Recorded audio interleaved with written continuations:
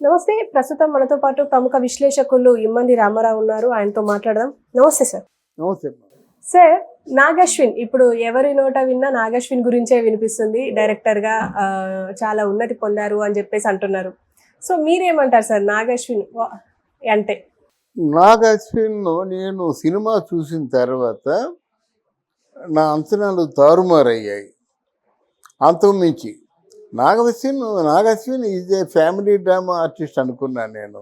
ఏదో మహానటి అంటే ఒక ఫ్యామిలీ డ్రామా ఉంటుంది, మెలో డ్రామా ఉంటుంది, హ్యాండిల్ చేశాడు. ముఖ్యంగా సావిత్రి గారి క్రేజ్ బాగా పనిచేసింది దానికి. దీనికి అలా కాదు కదా. This is only the credit of మన నాగశ్విన్. ఆయన తయారు చేసుకున్న కథ. ఎక్కడ మహాభారతంలో పాత్రలు అర్జునుడు, కర్ణుడు, అశ్వత్థామ, ఎక్కడ వాళ్ళ చరిత్ర, దాన్ని దశావతారాల్లో కల్కి అవతారంతో ముడిపెట్టి కథ తయారు చేసుకోవడం సూపర్. ఏ సినిమా అయినా సరే కథ లేని సినిమా ప్రాణం లేని మనిషి లాంటిది, అంటే జీవోత్సవం లాంటిది.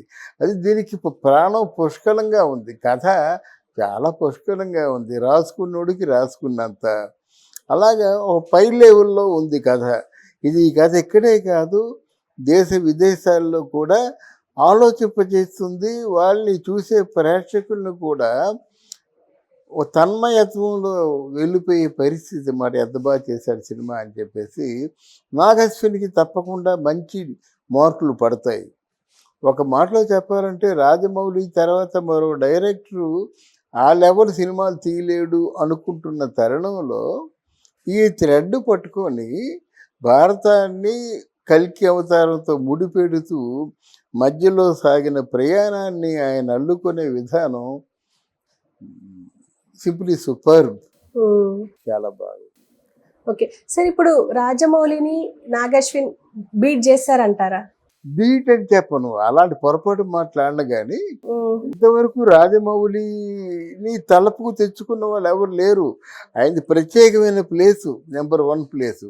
ఎప్పటికీ చెప్తున్నాను, రాజమౌళిది మాత్రం ప్రత్యేకమైన place. Rajamouli wonderful director, wonderful writer, wonderful creator, అప్డేట్గా ఉంటాడు. ఈయన సినిమాలు ఏంటంటే రాజమౌళిని తలపింపజేశాయి, మరపింపజేయలేదు. ఆ సినిమాలా ఉంటుందని చేసిన వాళ్ళు. అండ్ సార్, ఇప్పుడు అంటే మీరేమంటారు? ఇప్పుడు నాగశ్విన్ కూడా ఇప్పుడు ఇండియాలో రాజమౌళి తర్వాతనే ఎవరైనా అనుకునే స్థితి ఉండేది ఇప్పటి వరకు. ఇప్పుడు హూ ఇస్ నాగశ్విన్ అని అందరూ సెర్చ్ చేస్తుంటారు అన్నమాట. ఏంటి ఆయన సీజన్ సినిమాలు ఏమిటి, ఏ లెవెల్లో ఆడాయని. ఆ మహానటితో ఇంటర్నేషనల్గా ఆయన బాగా పేరు తెచ్చుకున్నాడు కనుక నాగశ్విన్ పరిచయం ఉన్నప్పుడు కూడా ఎంత గొప్ప డైరెక్టర్ అనేటువంటి ఆలోచన వాళ్ళకి ఫస్ట్ టైం తెలుసుకుంటారు అన్నమాట. ఓకే, అంటే ఇప్పుడు దీంతో అశ్విని దత్ కూడా మంచి పెద్ద పెద్ద ప్రొడ్యూసర్ లిస్ట్ లో పడ్డట్టే. అశ్విని దత్ ఆయన చూడండి ప్రొడ్యూసర్లు, ఇలాంటి ప్రొడ్యూసర్లు అందరినో చూశాడు, ఇలాంటి విజయాలు కూడా చూశాడు. అశ్విని దత్ అంటే ఆ చిన్న వయసులోనే నెంబర్ 1 ప్రొడ్యూసర్గా ఉన్నాడు. చిన్న వయసులో, డిగ్రీ చదివే వయసులోనే అది ఎదురులేని మనిషి అని ఎన్టీ రామారావు గారి తాలూకు ట్రెండ్ని మార్చాడు. ఎన్టీ రామారావు తాలూకు యాక్టింగ్ స్కిల్స్ని డిఫరెంట్గా ఎక్స్పోజ్ చేశాడు. అది అశ్విని దత్ తాలూకు. మొదటి నుంచి కూడా ఆయన భారీ నిర్మాత అనేటువంటి పేరు ప్రఖ్యాతులు ఉన్నాయి.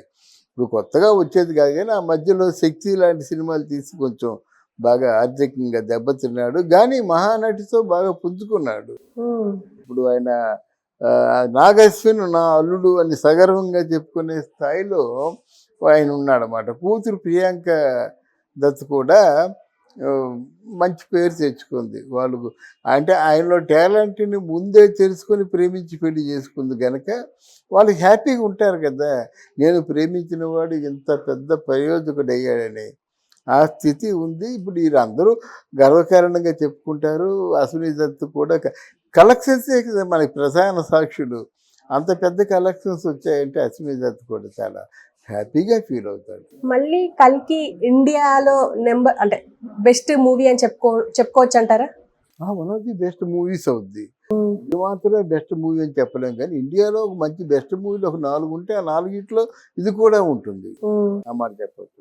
కాదంటే మనకి ఇప్పుడు బొంబాయి వాళ్ళు మనల్ని చూసి కుళ్ళుకునే సందర్భం వచ్చింది. బాలీవుడ్ ఎందుకంటే మనకి అందరూ హీరోలే. Prabhas hero, Devarakonda Vijay hero, Arjun hero, Bunny మన ఎవరు Mahesh Babu hero, Tarak hero, Charan hero, ఇంతమంది డైనమిక్ హీరోస్ ఉన్న మన తెలుగు ఫీల్డ్ అక్కడ ఎవరు లేరు కదా. ముసలాళ్ళు ఉన్నారు, కొత్తగా రణబీర్ ఒకడు ఉన్నాడు, ఇంకా ఎవరు కొత్తగా చెప్పుకొని దేశ విదేశాల్లో పేరు సంపాదించిన హీరోలు ఎవరు లేరు. ఎంతకుముందు భారతదేశంలో నెంబర్ 1 సినిమా అంటే ఏడిన ఇండస్ట్రీ అంటే అప్పుడు బాలీవుడ్ తప్ప అసలు వాళ్ళ దృష్టిలో తెలుగులో సినిమాలే లేనట్టు. కానీ ఇప్పుడు ఏంటంటే తెలుగు సినిమాలు ఆస్కార్లు కొడుతున్నాయి, తెలుగు సినిమాల్లో పనిచేసే వాళ్ళకి జాతీయ అవార్డులు వస్తున్నాయి, తెలుగు సినిమా హీరోలు పాన్ ఇండియా స్టార్లు అయిపోయారు, దేశ విదేశాల్లో కూడా బాగా పేరు తెచ్చుకుంటారు. Now we can say Tollywood is the best industry in India.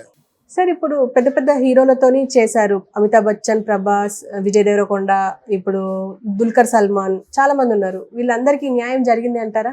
వీళ్ళందరికీ న్యాయం అంటే మిగతా వాళ్ళ గురించి ఎలాగున్నా సరే ఈ సోకాళ్ళు ముగ్గురికి మంచి న్యాయం జరిగిందమ్మా.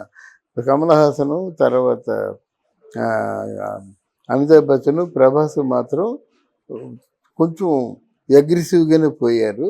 మిగతా వాళ్ళ పాత్రలు ఇప్పుడు దీపికా పడుకోని కానీ వీళ్ళందరూ ఉన్నారంటే పాత్రలకి తగ్గట్టుగా ఉన్నారు, వాళ్ళు బాగా చేశారు అన్నమాట. వాళ్ళు సినిమాకి చాలా ప్లస్ అయ్యారు, వాళ్ళు అంటే ప్యాడింగ్ అయ్యారు, ఎక్స్ట్రా ఆకర్షణీయంగా ఉండేందుకు అవకాశం కలిపింది అన్నమాట.